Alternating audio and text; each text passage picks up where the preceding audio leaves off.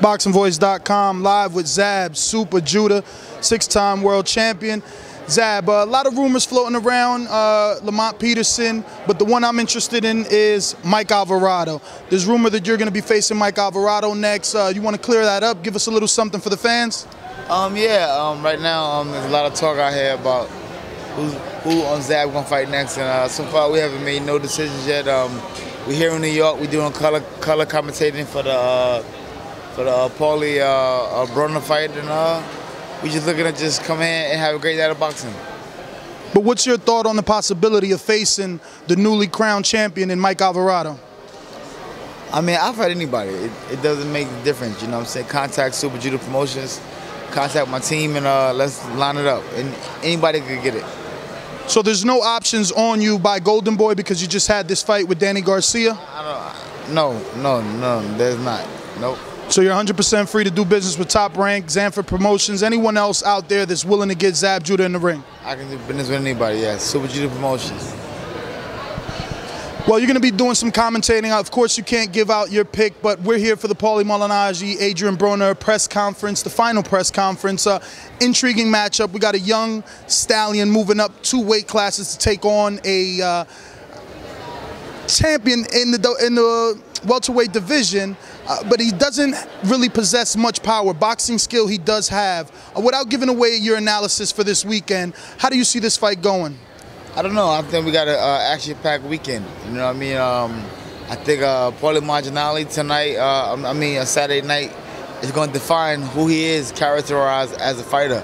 You know what I'm saying? Adrian Broner, today, this is his biggest fight, so we're going to find out who Adrian Broner is Saturday night. You know what I'm saying? Can he deal with the fast hands and quick feet of Paulie, you know, and can Paulie deal with the, you know, the shell defense and the non-stop pressure of Adrian Broner?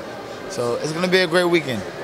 Yourself as a fighter, taking out the fact that you're going to be an analyst today, this weekend for this fight, are you intrigued to see Broner tested by an actual boxer, because he's been put in front of men that usually come straight forward and are there for him to hit?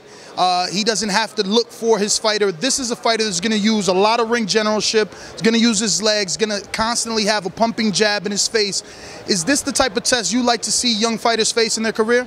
This is the exact test at this level of where Broner is at right now. I think this is the perfect test for him to show whether he's going to make it or break it. Any, I guess, bit of saltiness because Broner moved up one whole division, bypassing you at the 140, which would have made a wonderful fight for 2 guys that are very athletic, you being a southpaw. You know, it just would have been a great pairing. Listen here, Broner's following his body, you know what I'm saying? Or he's following whatever his mind is telling him to do. His mind tells him to go to 47 and campaign there from 35. That's what he wants to do. You know, I don't think right now the weight stuff means a big difference, because it's only a 7-pound difference. I mean, it's easy. Broner could lose the weight and be at 140 easily. I mean, he's campaigning at 47 now, so I don't think that he jumped over it, you know, looking past Zab Judah or anything like that. I think that was his, you know, his choice and his business negotiations that him and his team created, and I wish him the best. Final question before I let you go. Most recently at the media workout, I was able to interview Adrian Broner, and I talked to him about the possibility that if he wins this fight, he'll be a WBA champion in the welterweight division, which would put him in the same division as his mentor, Floyd Mayweather Jr. He said there's no money in the world, no amount of money in the world to get him to fight Floyd Mayweather Jr. You fought Floyd Mayweather. You know clearly from being in the sport so many years that that is possibly the biggest fight in terms of money for any fighter.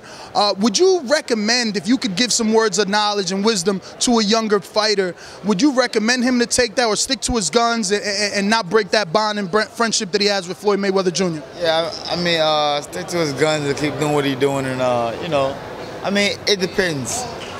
Business is business. I mean, me and Floyd was good friends before the fight. And once the fight came apart, we kind of went our ways. I mean, now we're kind of cool now.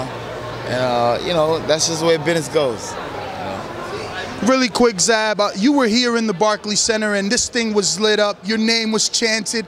What was that feeling to be home? Even though you didn't come away with the win, you definitely felt the ambiance of this building and the crowd, the Brooklyn, everybody cheering your name, are you more anxious to get back in here and do it all over again?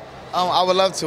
That night was phenomenal. You know what I mean? That night was that night, and I just want to come back in here and campaign for my Brooklyn people and get them fight nights that they're supposed to have here in Brooklyn, New York. Well, thank you very much, Zab. Give everybody your Instagram and Twitter so they can follow the champion.